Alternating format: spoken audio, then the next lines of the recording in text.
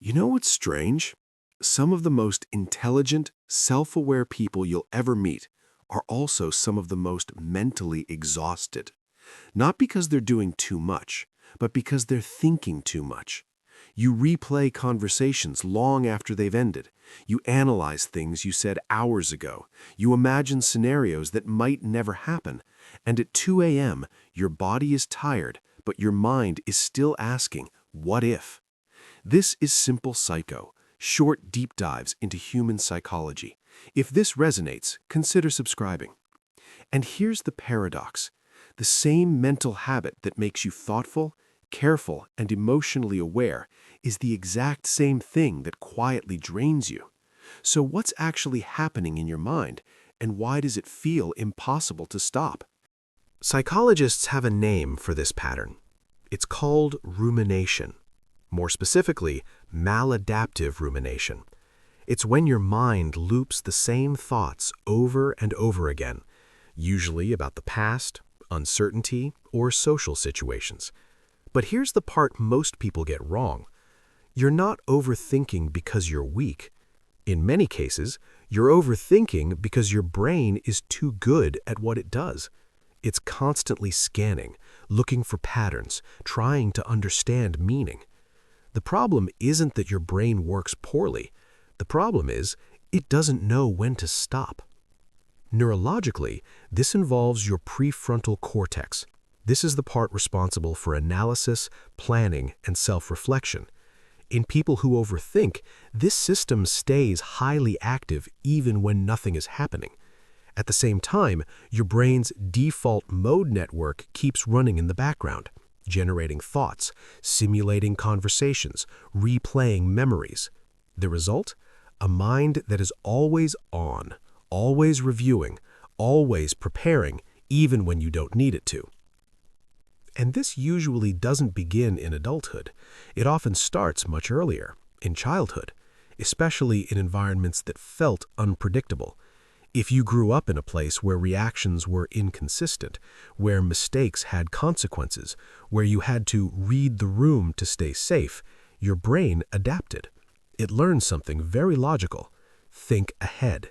Anticipate everything. Stay alert. Because if you can predict what's coming, you can protect yourself. So overthinking isn't random. It's a strategy, a very intelligent one, just one that no longer knows when to turn off. Not all overthinking is the same. Psychologists usually divide it into two types. The first is reflective thinking. This is when you turn inward to understand yourself, to process emotions, to make sense of things. This kind of thinking can actually be a strength. It's linked to self-awareness and emotional intelligence. But then there's the second type, brooding rumination. This is where things change. Instead of finding clarity, you get stuck. You replay the same thought again and again and again. No resolution, just looping. This is where overthinking becomes exhausting. Here's what makes it tricky. It feels productive. Your brain is active, engaged, working, so it feels like you're solving something. But you're not. You're looping. Psychologists call this the illusion of mental progress. You feel like you're moving forward, but you're staying in the same place. And there's another layer to this. Your brain actually rewards you for thinking. Every time you analyze a situation, break something down, mentally simulate outcomes, you get small hits of dopamine, not for solving the problem, just for engaging with it, which means overthinking becomes reinforced. Your brain learns, keep going. So when someone tells you to just stop thinking, it doesn't work, because neurologically, your brain has a reason to continue. The problem isn't that you think too much.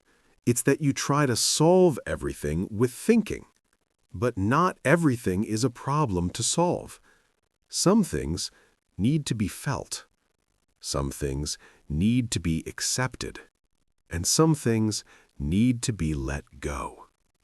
This is why many psychological approaches don't focus on stopping thoughts. They focus on changing your relationship to them.